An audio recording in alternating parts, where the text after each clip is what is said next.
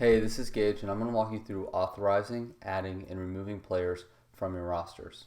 So if I come down on the left-hand side, and again, I'm in your dashboard, and I click on a team, I'll go over and click on Manage on the right side.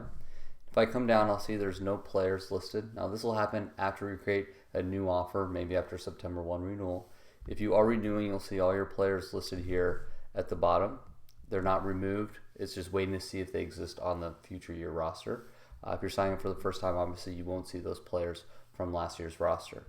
Now you can obviously add players individually. Most people come down here and what they do is they download this CSV file, which has these titles at the top, and they just pre-fill their players' information. So that's first name, last name, 1 to 3 emails, so one player, 1 or 2 parent emails, and their phone number. You could also come down to the bottom here, and we have a League Apps integration that helps you move up the information for your rosters very quickly. Now, after you download the file and put in your player's information, simply browse to it. And then when you're ready, and here we'll show you kind of what the name you should be looking for. You'll preview the upload. I'll see on the far right that everything's okay.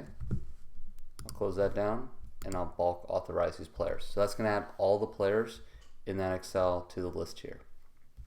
Now what I'll see if the player already exists is the ability to click to their profile and ability to sync them or auto redeem that existing profile to the team. So here's an existing profile.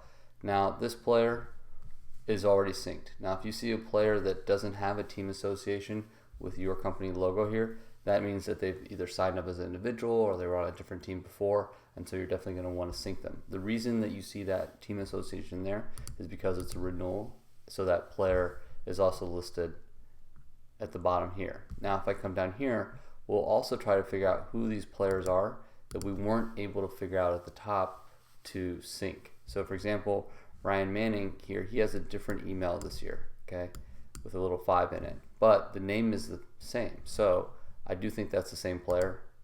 So I'll click that icon, and now I've successfully added that player and give them their highlight video credit. So again, the reason we have the system is so that the players get automatically synced to the appropriate team. They get the highlight video, access to the appropriate video library, and obviously the profile for the year. So what I can do is either do these individually, or I can come down here and just click to auto redeem all the players. Okay, that'll go through and sync up all the players. It'll underline the email that's used. Okay, and we can see here that Nick Murphy was not on last year's team, so he will have to sign up and join. Now if I want to click and change maybe the email or phone number for that player, I can do so here. I could also come down here and write a message to him saying join, and that'll send an email. It will only send an email to the players on the team that haven't signed up. So for example, that message won't go to all the players. In this case, it will only go to Nick Murphy. So again, that's setting up your rosters. The big thing to keep in mind is you just want to come down here and click View Example, download that CSV file, and then put in the player's information, again, first name, last name, 1 to 3 emails, and the phone number. It will notify the player after 30 days with a quick text that they can use to join their team if they haven't joined right away. You can also come up here and share their team link directly with them. So you could copy this link and email that directly out to the players on the team. Okay, and this looks like this. And this is where they're just going to need to enter the same email that you authorized for them on the previous page.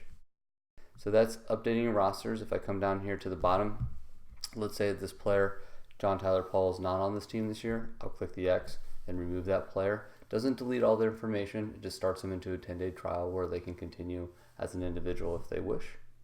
If you want to free up a spot, maybe Nick's not going to join this year and you want to add another player, you can do so by clicking on the trash icon. And let's say that there's a player that you had up on the team but now has left the team. You can click on that X and remove that player. In this case, Rob McGee has been removed from the team. If you want to re-add Rob later on, you can do that. They won't have to sign up again or anything like that. So again, it's very easy to remove players temporarily, add them back on. It's just removing that team association so they don't show up on your roster. And then here, if there's a player that hasn't signed up, that isn't going to sign up, you can click on that trash icon here.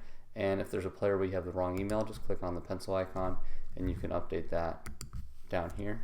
And in doing so, I can either save that information, but if I now know I have the right email, I can also save and auto redeem. So because I changed it to Tweety without the 5, now the correct email, it not only updated the email but also synced his profile to the correct team. And thus, when I come down on his profile, you'll see the team association for boys 2016. So thanks for listening. Let us know if you have any questions.